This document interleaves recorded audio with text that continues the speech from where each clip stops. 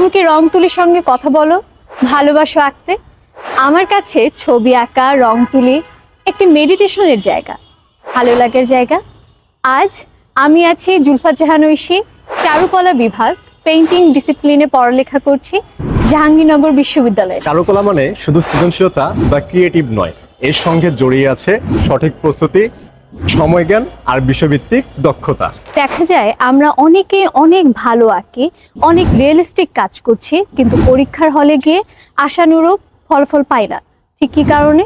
কারণ তোমাদের বেসিক দুর্বল। শুধু আঁকার দক্ষতাই নয়, এই পরীক্ষায় একজন খুঁজে নেন তোমার মধ্যে কতটা বেসিক রয়েছে, লাইন, ওভাল, শেপ তুমি কিভাবে ব্যবহার করছো। এছাড়াও পার্সপেক্টিভ থেকে শুরু করে কম্পোজিশন থেকে শুরু করে সবকিছু তুমি একটা পৃষ্ঠায় কিভাবে উপস্থাপন করছো। চারুকলা ভর্তি পরীক্ষা মানে শুধু সুন্দর আঁকা, মাঝে মাঝে দরকার সঠিক গাইডলাইন এবং কাঙ্ক্ষিত সময় ব্যবস্থাপনা।